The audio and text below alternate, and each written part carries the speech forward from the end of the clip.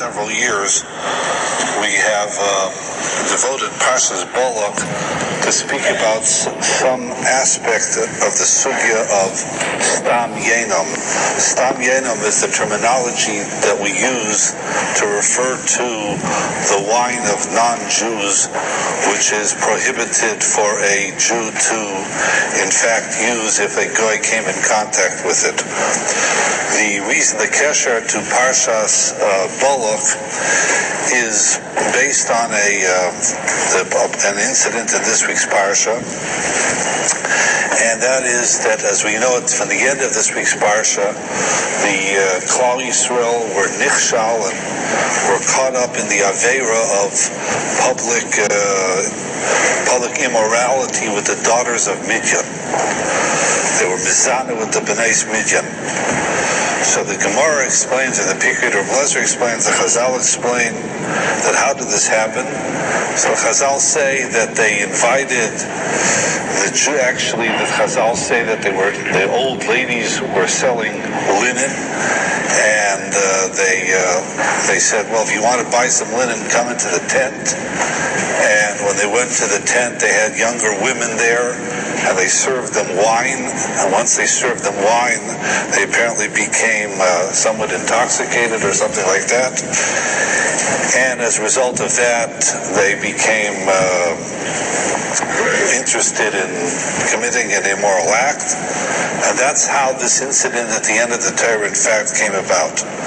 But Chazal make the statement, "Va'adayin yain shalahem loy nesar," because at this point in time there was nothing prohibited about using the wine of non-Jews if it wasn't used in the purpose of Avodah Zarah.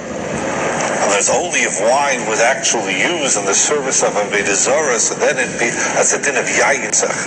But stam yeinim is wine of goyim that wasn't used. The mere fact that the goyim touch it, that in fact makes it also. But that's a subsequent takana which evolved over several generations. So the Chazal make the statement, "Va'adayin yain shalahem loy nesar." Truth be told, that the Pirkei Rabbi Lezer in fact says that there was a sequence of takonis. Chazal in fact say that because of this incident, Pinchas ben Elazar ben Aaron HaKohen forbade the juice of any wine which a non-Jew touches. That takana didn't exactly take hold. So then the Gemara says that Daniel, when he was in Bavel, the court of Nebuchadnezzar, Daniel and his bezin tried to institute this prohibition about touching the wine of non-Jews. And finally the Gemara says that in the days of Hillel Vishamai, that's already the times of the Mishnah, that's finally when they instituted the takana stuck. And that is why today, in fact, if a goy touches any of our wine, provided the wine is not mavushal, but if the wine is not mavushal, then maga akum, the fact that a goy touches it, asers it from drinking, and that's the halach of stam yeinim. So that's why Parshas Balak is a logical place to speak about the sugya of stam yeinim. What we're going to speak about tonight is not the yisur of stam yeinim, but we're going to speak about a derivative of this. The Gemara says in Masechet Avodah Zarah, Daf Lamed Vav Amud Beis, Gazru al piton b'shmona mishum yeinim val yeinim mishum b'nei Seyim. Chazal in their wisdom saw what unfortunately has come to pass, and that is the scourge of intermarriage. And Chazal saw this already in Talmudic times. I shudder to think how they would react to the situation that we have today. So in order to build a fence, people, you only come to marry somebody when you begin to socialize with them. If you cannot socialize with them, then you won't come to marry them. So as a result of that, the Chazal enacted a whole body of laws called Ma'achole Akum. And the Gemara says in Avodah Zarah Lamadei, Gazru al pitam v'shmona mishum yeinam. Not only did they forbid the drinking of wine of non-Jews, but they in fact Aser piton pas akum, the bread of non-Jews, and for a time, even though this did not stick, and it is not, in fact, in the Gea today, they even attempted to aser the shemen, the oil of non-Jews. And this was because their real kavanah was that if we aser the pas and the shemen, the bread and the oil of non-Jews, v'al yeinim mishum yeinim, because we wanted to make sure that people wouldn't drink the wine. V'al yeinim mishum b'nei seim. That's the lashon of the Gemara Masechet Avodah Zarah. The Chazal forbade wine of non-Jews mishum b'nei seim, as Rashi writes over there, shahayayin bayer bay umevi lidei b'nei seim, because it's not a leap from the fact that drinking wine, getting somewhat intoxicated, or even not intoxicated mamish, but getting a little loose, and as a result of that, you come to socialize, and one thing leads to another, and unfortunately, that's how intermarriage happens. So these items, pas, shemen, yayin, ultimately all became forbidden, at least pas and yayin, mishum b'nei seim, in order to prevent intermarriage.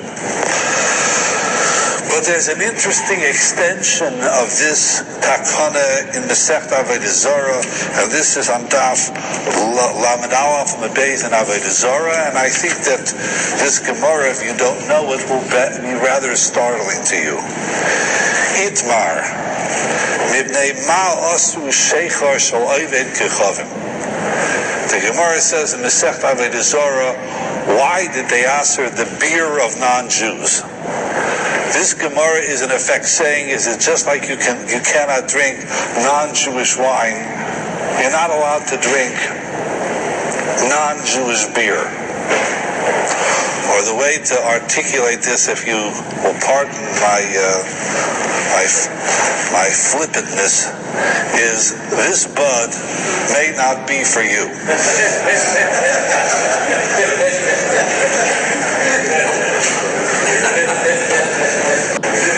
Because if this Gemara stands, Rabbi Isai, that means Budweiser and all of the other non-Jewish beers are forbidden. This is what the Gemara says, ostensibly.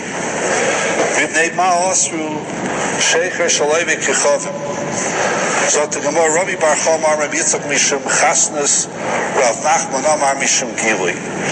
So it's a machlekes amaroim. One man Domer says that it is forbidden because we're afraid that they left the beer uncovered, and as we've discussed in other shiurim, snakes may come to drink from it, and snakes will put their venom into the beer. As a result of that, they astered it. But the more accepted shot in the Gemara is in fact mishum chasnus, which means that the Amoraim came along and said, wait a minute, just like you say you can't eat their pas, and you can't drink their wine, because you want to prevent socialization and intermarriage, so you can't drink their beer either, because it's the same thing, the same problem happens. And that's the Maskonas HaGemara over there, Masechet Avodah Zarah, at least according to most Poskim, that they aser shecher shlasher non-Jewish beer mishum b'nei seim. Now Taisus over there points out an interesting fact. These takanas, these halachas of pas, shemen, yayin, are all mentioned in the Mishnah. They're mentioned in the Mishnah in Avodah Zarah, in Chav Tesam and Beis, and Alam and Heil and Beis. There's no mention whatsoever at all of this new thing called Shecher Shal Akum. So Taisus points out in Avodah Zarah, and he says, Isur Shecher loy matzinu loy b'Mishnah v'loy b'Braisa. This did not come from the Tanoim, which means it certainly was not part of the original prohibition against wine and bread. Zok Taisus v'Shema b'Neho Amoraim Asru. What happened is, in the times of the Gemara, the Amoraim who authored the Gemara, they instituted this extension of the halacha of Machali Akum to include beer as well. Now,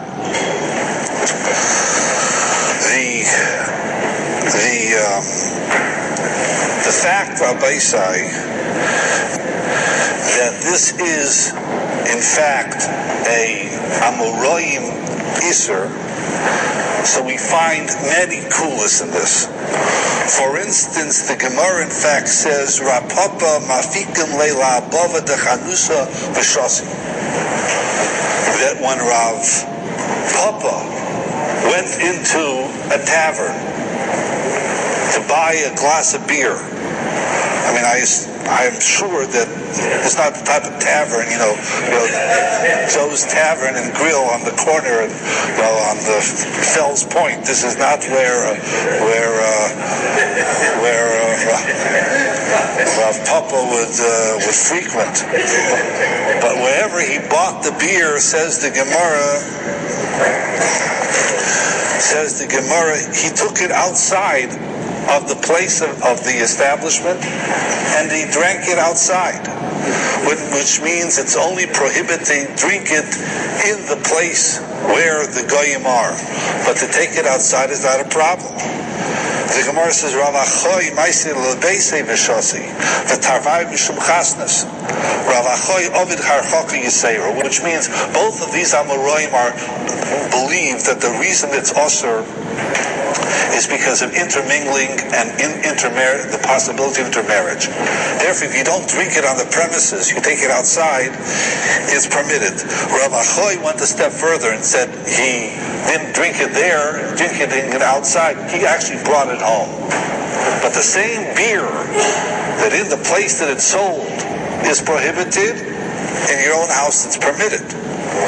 So Taisus points this out.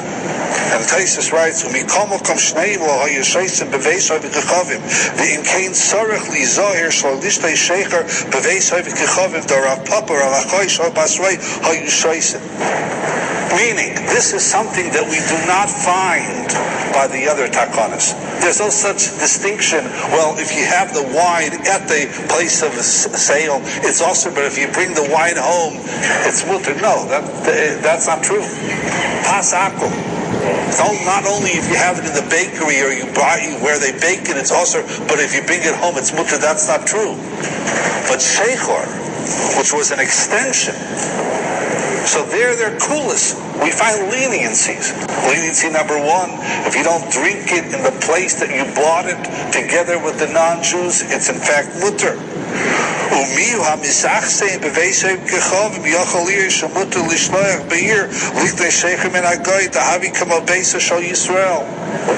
let's say you're at an inn. You're paying for a hotel room. You want to have a beer there. So Taisus makes an argument and says that's considered like your premises. It's your domicile. You paid for the room. Now that's a legalism. But the teretz is, it's not mamish b'beis ha'akum. Similarly, Taisus says, and this is very important, that le'asu ela likvaya shtiya b'chanus u'biragila lishtes b'veis ha'kechovim aval akroi ba'al mashori. Taisus then writes and he says that this whole prohibition of drinking non-Jewish beer is only when you do this on a regular, permanent basis. But if once in a while you want to go into such a house, borrow his hammer or his power drill, and he says, it's a hot day, so he says, can I offer you a cold one? So just to be, menschlich, okay, fine, I have a beer with a guy, that's the siman of who you should vote for President of the United States. Would you want to have a beer with him? It's a new standard.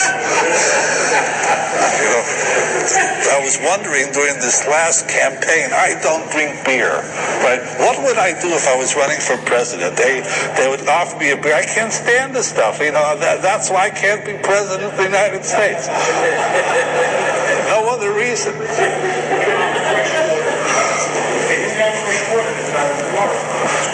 Well, they had water. You needed water to have the beer, to make the beer. At any rate, so as Yissocher the Gemara, Aval Akroi B'Amashori, Zoch Taisus, Ubichlal Din Shecher, Bichlal Din Shecher, Bein Shecher Shal Tmor, Bein Shecher Shal Tvua. Taisus says the definition of beer is whether that's beer that's made out of dates, because in Talmudic times apparently they used to make beer out of dates, and bein shecher shel tvua, which means that beer that's made out of grain. Now, almost all beers today, Rabbi Isai, are made out of grain. The chief ingredient in beer is barley and hops and water and yeast. Those are the four ingredients that you need to make beer. That's why beer is real chametz, because it's made out of soirin. But Taisus says that even though in Talmudic times apparently this was not the classic standard beer to be made out of grain, and they made it out of tamarim, out of dates, but nevertheless Taisus says it applies to all beers. So this is a Gemara in Avodah Zarah. It's a Taisus in Avodah Zarah. The Rishonim say it in Avodah Zarah. And perhaps to your surprise, this is a halacha that's gepasket in Shulchan Aruch Yeridea, Simin Kuf Yudalet Sif Aleph, Kol Shecher Shal Kusim, Echad Shecher Shal Tmorim, Ay Shal Yeinim, Ay Shal She'oivin, Ay Shal Tvua, Ay Shal Dvash, Osir Mishum Chasnus. It is forbidden to drink non-Jewish beer. That's halacha in Shulchan Aruch. And this applies both to grain alcohol, grain beer, Shal Tmorim. Then the Shulchan Aruch quotes the coolest that Taisus offers. It's only prohibited in the place that you buy it, which means no one would say that if you take the beer home, there's a problem. But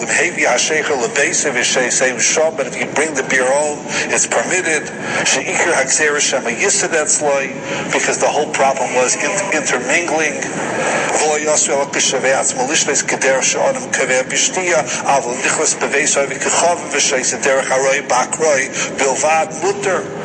you go to your neighbor's house and he offers you a beer, on a casual, you're not sit down, to drink with him on a regular basis, it's also mutter. If you're at a hotel or an inn or something like that, it's considered your house, etc. Then there are more rights.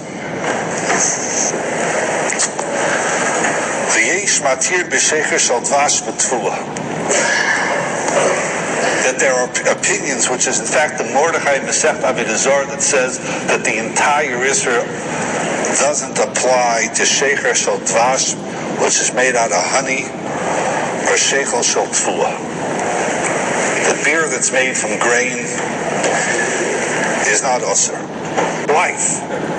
That there's only shaila about beer, it's because our minig is that this isser of drinking the beer of non-Jews, at least in the place that it's sold, doesn't apply in our day and time if the beer is made out of grain, or dvash for that matter. And again, I would venture to say that 99% of all beer in the world is made from grain. So why is that? So the Aruch HaShulchan over here in Simin Kuf Yudal and Sif Yud Aleph adds a little clarification. And he says, Yesh mehakadmonim shomu dirak b'shecher tmorim hoisa gzeira v'loi b'shecher shal tvua v'loi b'mashke shal dvash hanikra med. That the Baal the Takonas Chazal was talking about beer that was made out of dates. So this prohibition, which again was instituted by the Amoraim, and remember, this was not a takana, this was not a gzeira like we find by pas akum or a yayin akum. This was a prohibition that the Amoraim accepted upon themselves in order to build the wall between Jews and non-Jews even higher, and this only applied to the beer of dates. And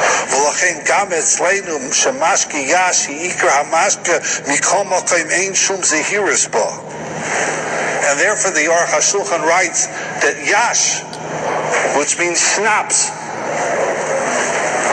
never heard, there's no such yisur on schnapps. There isn't even a Gemara about that. Because it wasn't bichlal the takana. The time of shal davar, the reason, writes the Aruch HaShulchan, Chosav Mordechai b'shem Rav Yil b'shem Rav Benetam de b'shecher shalonu ein kol kach kirv das. Al shem the shecher tomorrow ich mashkech hashuva. So he says, because our beer today isn't choshev wine.